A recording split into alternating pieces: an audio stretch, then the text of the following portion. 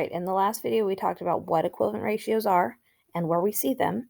So in this video, we're going to talk about determining if two ratios are equivalent. So I make a drink that has 4 cups of lemonade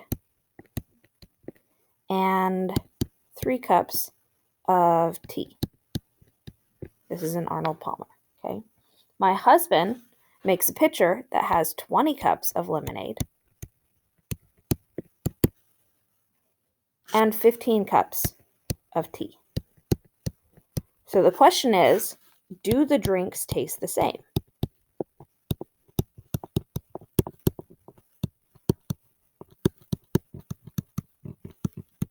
Okay.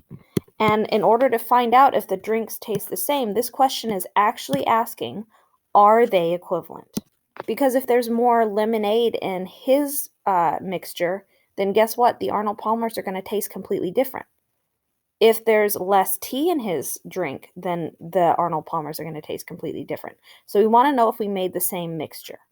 So in order to figure out if two ratios are equivalent, we need to figure out if there's a pattern to get from one ratio to the next.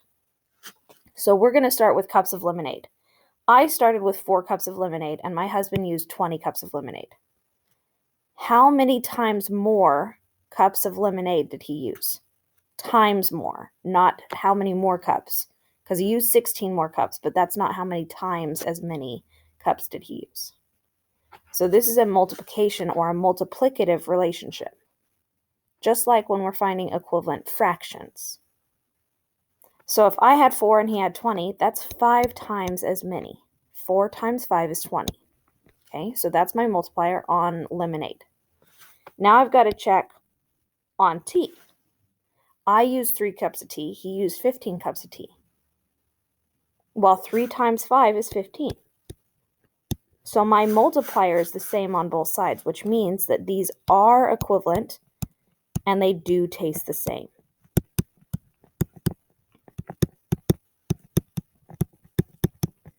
Okay.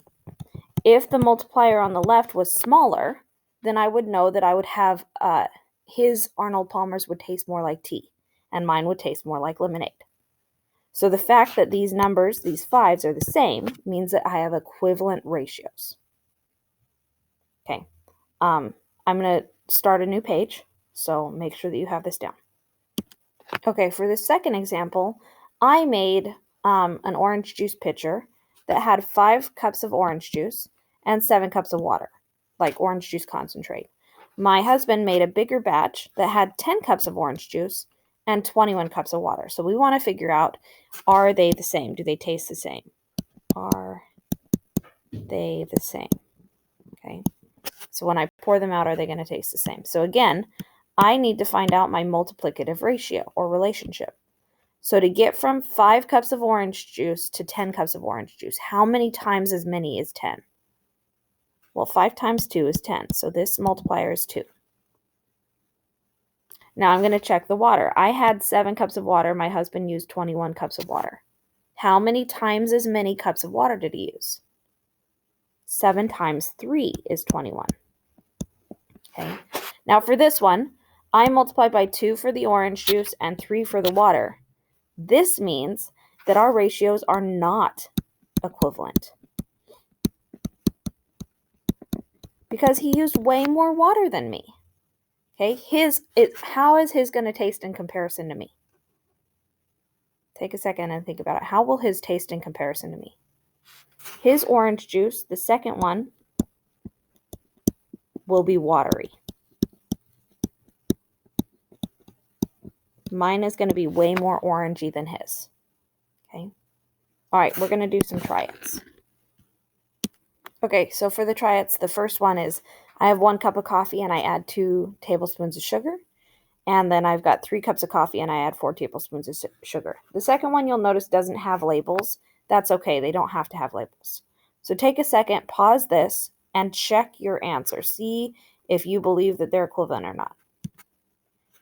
Okay, you should be coming back. I'm going to find my multiplier from 1 to 3. Well, 1 times 3 is 3. I'm going to find my multiplier from 2 to 4. 2 times 2 is 4.